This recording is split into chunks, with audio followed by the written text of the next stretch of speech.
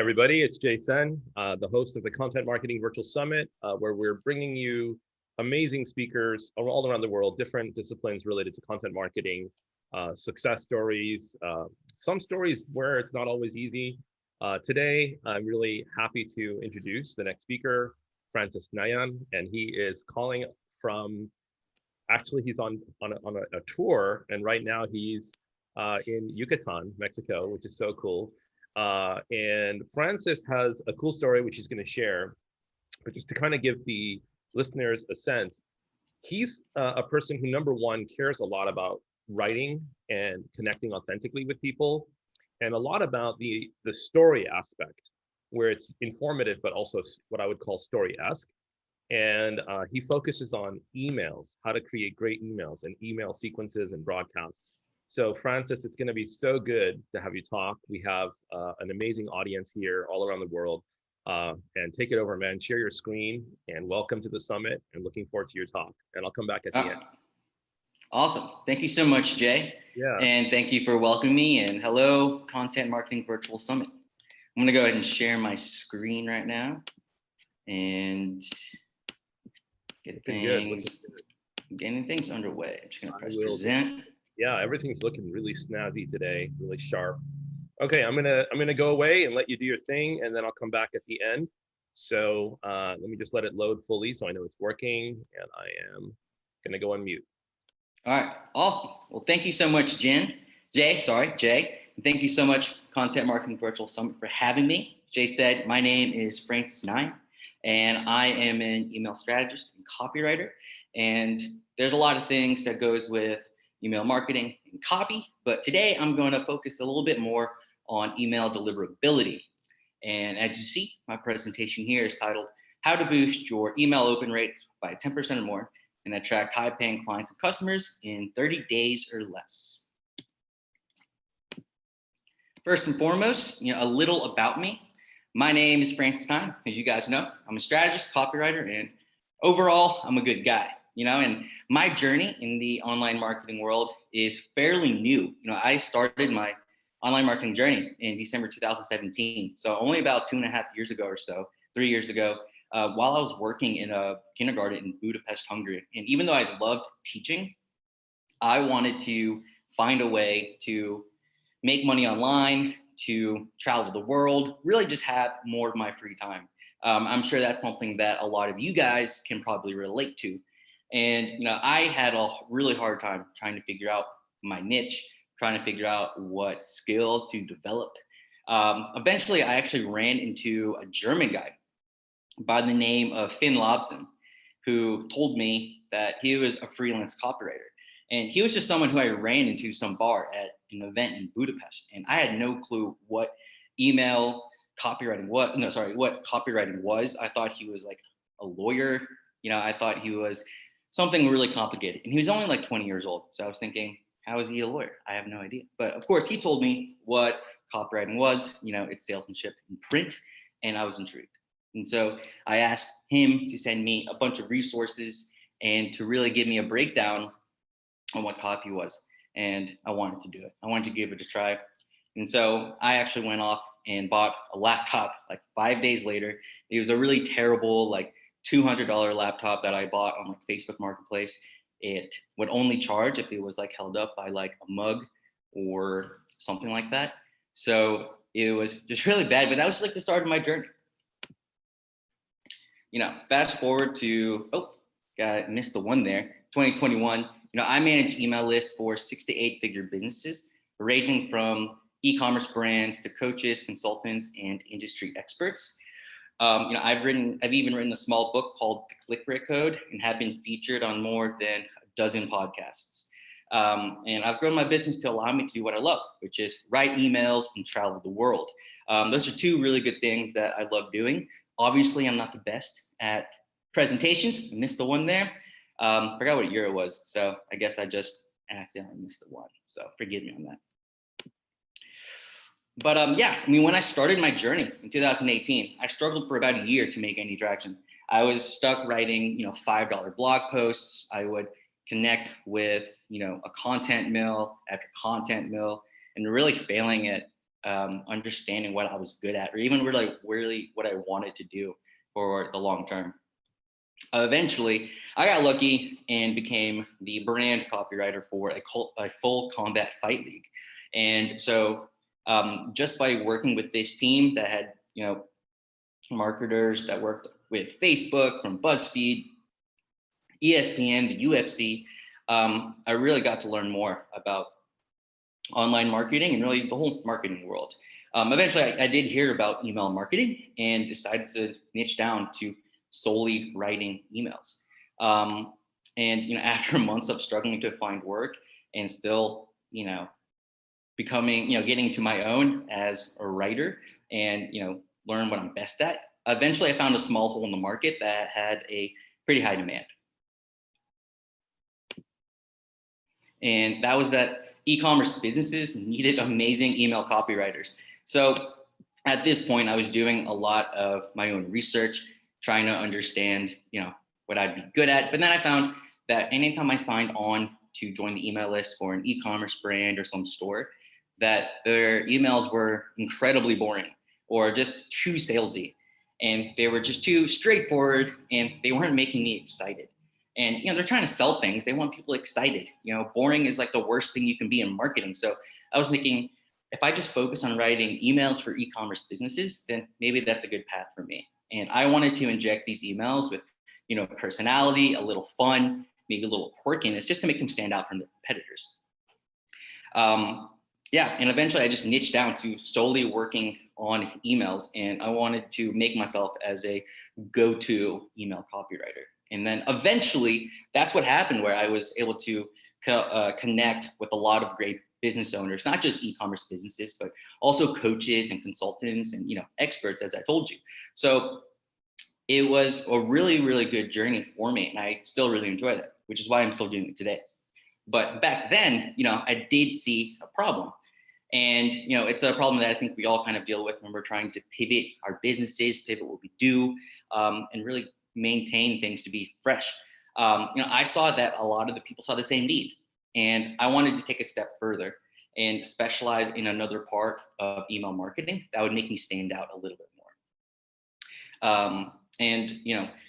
Because email within, the last few years has kind of had a bit of a research, email's always been important, but since people have compliance issues on social media, businesses really want to focus more on that back end, which is where the email is. And I wanted to stay in email marketing. But then, I discovered that, these businesses' emails still weren't getting read. So I wanted to focus on that, which is what I'm going to get into today with email deliverability. And so there's a little funny quote that I think is stolen from some comedian, but the two best places to hide a dead body is one, underground, and two, in the Gmail promotions tab. And that's because no one really looks through their promo tab. You go over there and it's just promotion after promotion after promotion. And if your emails are going there, then they're just not getting read as much. I even noticed in my email swipe account that most of the emails there, only about 20% were landing in my primary inbox. And, that's a big number. And, here's a little stat is that in the Gmail primary tab has a read rate of 22%, while emails that land in the promotions tab is less than 12%. And that's pretty big. That 10% margin, even if you have a small list, it could mean you're neglecting thousands of sales or, potential clients who could be working with you, but your emails and your messages simply aren't getting read. And so once I noticed that, I decided to focus mainly on creating email strategies that promote high engagement, a good read rate, and open rates, and by avoiding the promo tab or spam.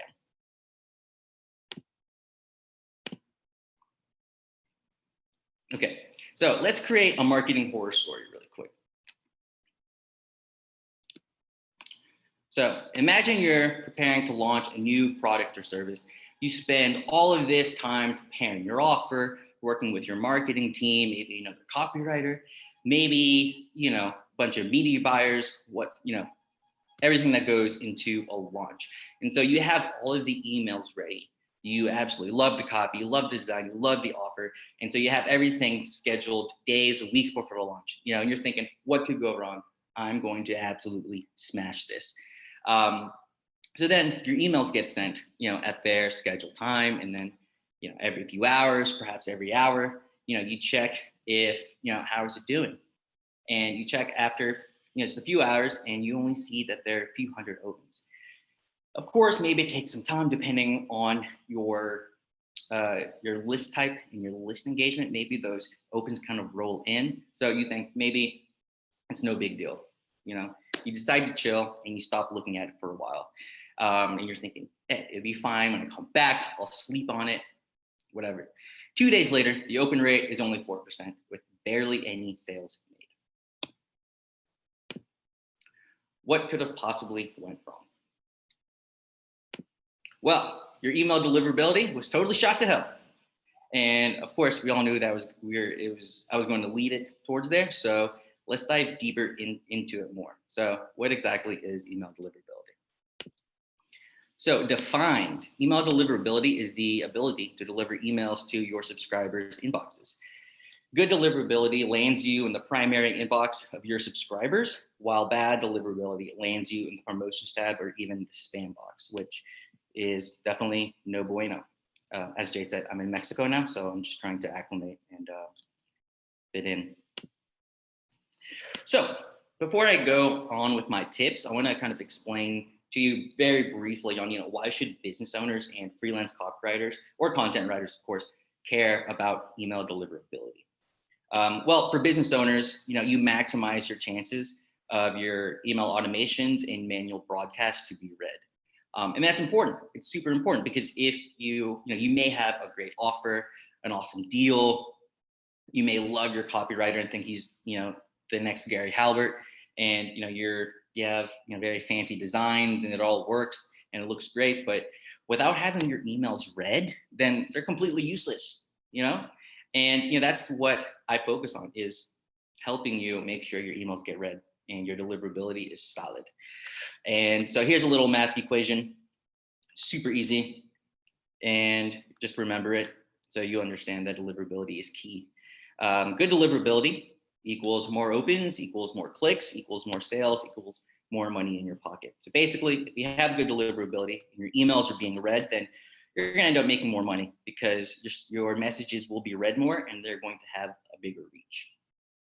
And so for writers, whether you're a content writer or a copywriter or you're trying to niche down, email deliverability is a really hot thing in the marketing world right now because, as I said before, people are worried about compliance, they're worried about ownership, they're worried about how they're going to engage authentically with their audience. And you do that with email. So everybody knows email is important, but they don't know if their emails are being read. And that's why for writers, it could be a really awesome service that you can give to your clients. I know people who are getting paid $5,000 to $20,000 plus just to improve spam rates and boost deliverability. And these are companies who are massive companies, massive 6-7 figure companies who they're just not sending emails, or they've tried sending emails and they've just had bad results. And it's just because their list health is bad. And I'm going to go into that more on how you can improve that. But just know, if you're a writer, copywriter, content writer, just know that this is a very great thing that you can offer. And then, of course, for your own business, if you're using email marketing to sell your products, your services, then you're going to want your emails to be read and to be in the primary inbox, because the more opens you have, the better chances you'll get that awesome whale client that we're all looking for. And yeah, okay. And so before I go into the tips, let's go back to your catastrophic launch. So here's why your launch may have failed. There's a few things that keep in mind that a lot of deliverability experts kind of look at. So I'll just go through a few of them here. So one, wrong segmentation. If you're sending to your whole list on every email in your manual broadcast, then you're going to get at least someone angry at you, and they're going to either never open your email or mark you as spam or just stop altogether. And if you keep sending to this big list, your whole list, then you will see your open rates sink very slowly or very fast, depending on how your subscribers react. So you have to make sure that you're segmenting to the ideal, sorry, you're sending emails to the ideal segment. So ideally, you would want to send emails to your most engaged, or perhaps a certain offer, depending on the segment. So keep that in mind. Number two, maybe your list is cold. If you're not emailing your list like frequently and actually engaging with your list, those algos are going to be thinking, sorry, the algorithms will be thinking, who is this guy? He's sending out emails, like maybe he has some other stuff bad with the, with the emails, with terms of, spammy words or too many images. It could be bad. Plus, if you send an email to a cold list, your subscribers may be thinking, who is this person? They may have forgotten about you. So it's always important to have that constant contact with your list. And, I know it can be hard, personally with my own personal list, I try to email as much as I can. And so, I know that it can be pretty difficult, and you're always thinking, am I, how many emails is too many? And that's something for you to test out with your audience. But next up with your launch, the spammy, or you may have a spammy or sketchy look. Maybe that you had too many spammy words or characters, too many emojis, too many ellipses. Those inbox service providers, those algorithms, they're going to recognize what's going on and send you straight to promotions or tab, because that's what everyone else is doing. Those are what the low value, unexciting, unengaged emails are doing too. So that's something to keep in mind. And up next, you have you haven't conditioned your readers to love your emails. I'm going to get into that, I think, in the next slide or two. But that's one of the things you need to make sure that you're doing, is that when someone joins your email list, that you're teaching them from the beginning to engage with your emails, to enjoy your emails, and to literally interact with them. And next up, maybe you got a little too image happy. A lot of businesses do that, and it was totally unbalanced. And I'm going to dive a little bit deeper into that in the next few slides. And so here are the more actionable tips to improve your email deliverability and be sent straight to the primary inbox. First up, what you can do is create a welcome sequence that actually inspires your readers to engage with you. So this is actually something that I would say 95% of businesses do wrong. You sign on to their opt-in, you give your email to get a discount, and their welcome sequences are just weak. They're just simply, here's your 10% off discount, welcome to the family, welcome to the tribe. Everyone says that. And there's nothing wrong with saying welcome to the family or welcome to the tribe. I think that's great. But what's going on with these emails is, are those emails really conditioning the reader to get excited about getting those emails? Or are they just boring? You don't want to be boring, like I said. So so the next point, like I said, create a solid first impression. Go in with personality, showcase what makes you awesome, your best testimonials, and your overall, the USP of your business, what makes your business different from your competitors. Let your readers know that right from the beginning. And then, of course, have them interact with your emails. Ask them to reply back. Make them click on a link so they can read an article or learn more about you. Inspire them to forward your emails, or, straight up just tell them to whitelist your emails and drag your email to the primary inbox. So it's always there.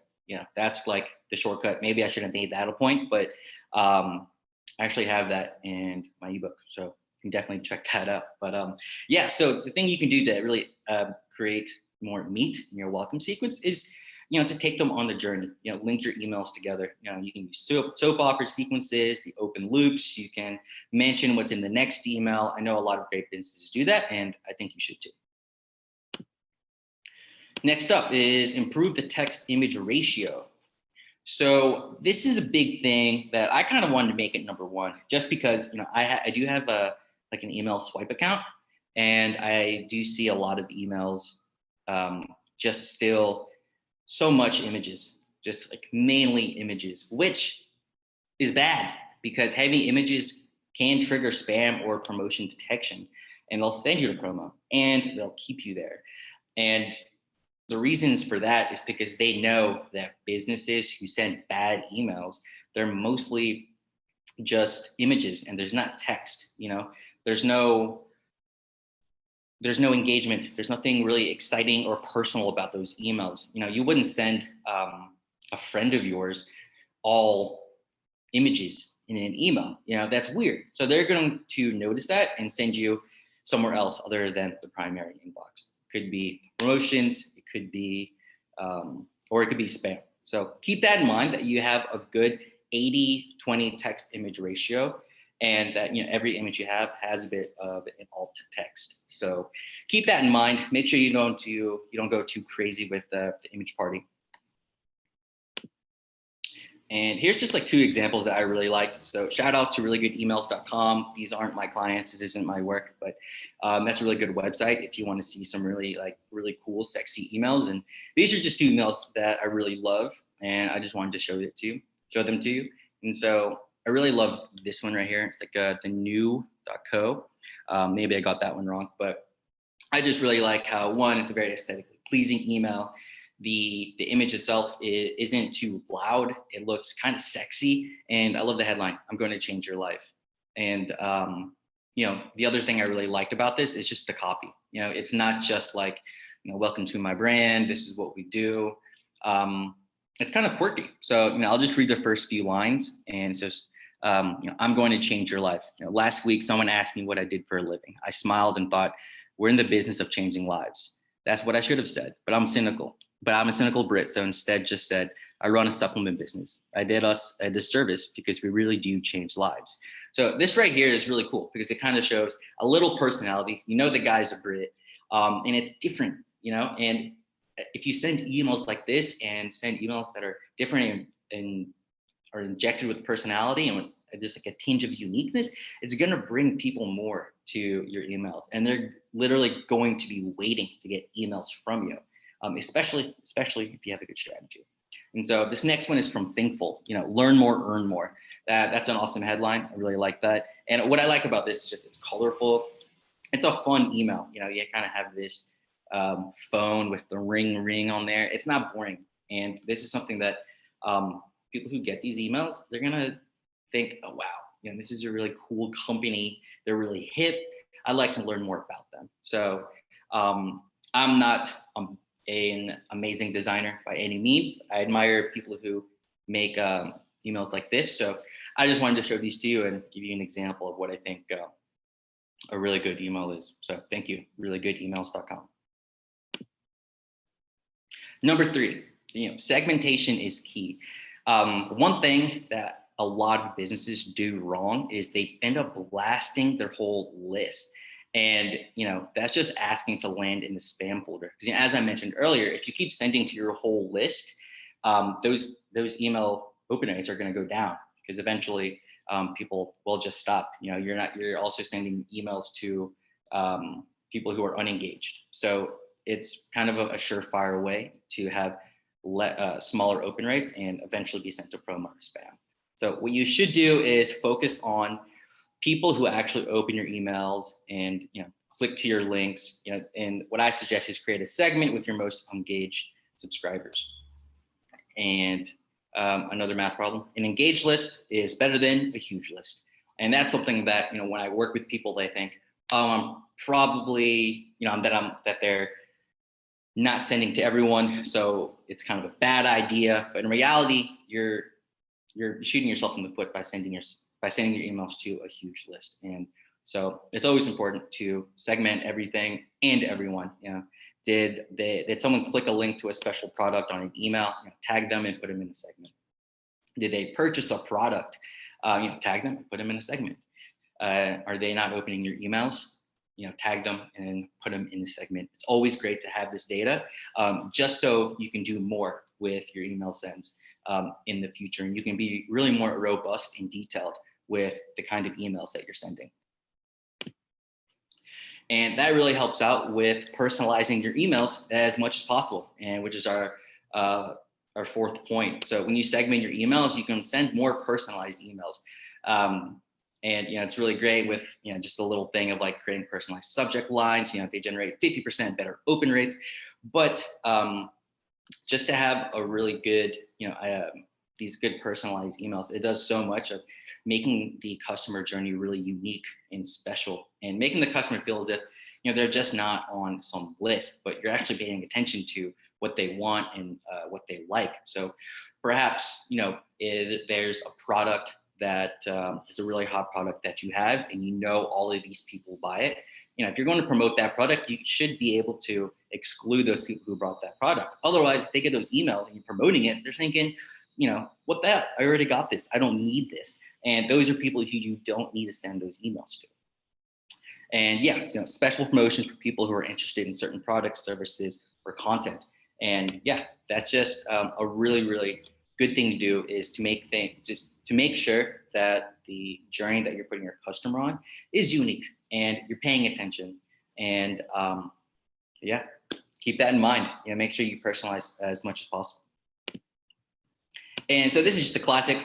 This is something that I think should always be mentioned. And a lot of people say it doesn't matter. It does matter because I've tested it and it does matter. So the classic is to avoid those spammy words. People say, and there's like a list of trigger words you can find on the internet that people say, they cause problems and increase the chances of getting caught in a spam trap. I put tram there. Not good at presentations. Sorry, everyone.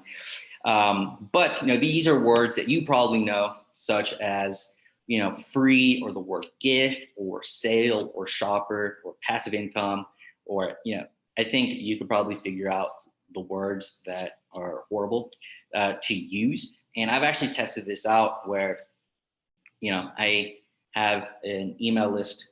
I have an email account in which I only send tests to, and anytime I had I sent a test email out that had a bunch of these spammy words, or even like one or two of them, they went straight to promo instead of the primary inbox. But once I removed it and did a little wordsmithing, then I was able to make those changes. So yeah, make sure you avoid those spammy words.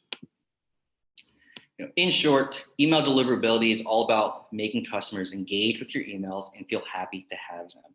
So always keep in mind to write great copy, create those personalized automations, and make the whole journey super personalized into segment, and to also keep your list health clean.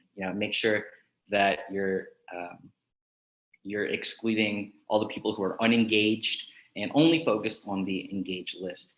In the future, you can do things to increase that high engaged segment. But just to boost your deliverability early on, always send it to the highest engaged list. And then be creative. Always find new ways to engage your audience. Test different things out. Send out those personalized emails. Have fun with it. And if you have fun with your emails, then people are going to, they're going to resonate with that, and they're going to be able to see it's like, wow, they actually care, and therefore I'm going to care about them more. So always be testing out new things and have fun with it. And that is the end of my presentation. So that is how to boost your email open rates by 10% or more and attract high-paying clients and customers in 30 days or less. Awesome. And yeah, you can end the share and we'll jump back on with you. I think I'm going to see if I can get a little bit more light in here.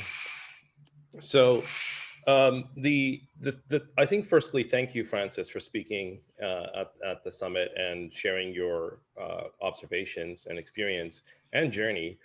So for people listening to this, here's some things that I think are really, really interesting that Francis has mentioned. The first one I think that's really interesting is a lot of people treat email as a thing, like it's either working or not working, and they treat it as a monolith. It's almost like a big object, and they just try something and they're like, oh, it didn't work. So one of the most important things I think that came out of this talk, which is that if you take your email list and you dig into it and you start to create these segments, immediately you start to see things that you maybe didn't even realize. For example, I don't think Ryan went into this detail, but for example, even just segmenting by geography, if you see like some of your list is in Europe or a specific country, like for example, UK, or a country that is primarily speaking another language, like Germany or France,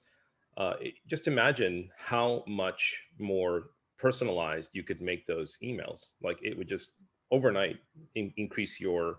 A lot of people who are at the conference run global businesses, so just something simple like that already can move your business forward.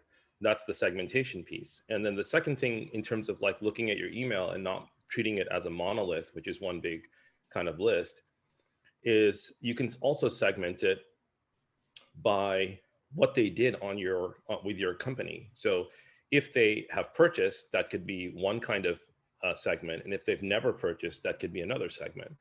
Exactly. And then just these are just examples. And knowing that people have purchased a specific type of product, like they're really interested in, for example, your high-end products, right? Or even they bought a high-end product, or they're interested in high-end products. So you can just imagine with these few like simple segmentations, how you're starting to peel the layers. So that's number one. Number two, what I really think's awesome about what Francis mentioned is that deliverability is also dynamic. It's not a static thing. So people will say, I have a list with bad deliverability, or my deliverability is going down. And the thing is, that's probably because you're treating it as a static thing. Now, if you see that certain people are not opening, there's so much you can do with that to reduce the frequency of emailing people that are either not getting it or not, that are not opening it. So again, back to the different ways to improve deliverability. So I just will touch on those two things. And the last thing, I just really quickly, I just can't resist it, which is emails are a conversation. And so if you're getting an email from someone, this is something I really recommend to people. If you're getting an email from somebody, what would you love to see? What would you like to see, right? So you probably want something that makes you smile or think or feel some emotions. So I think sometimes people try to make their emails very perfect, and it ends up being essentially boring. So there's just so much value in this talk, and so much that I think people at the conference and the Content Marketing Virtual Summit can take away from it and take action on. So I think it's a fascinating subject, and I really appreciate, Francis, for you to share your experience, your journey, and everything you've shared with us. And for people who are listening, hope you got value, and we'll see you in the next session. Yeah. Thank you, Francis. Thanks a lot, Jay. Cheers, guys.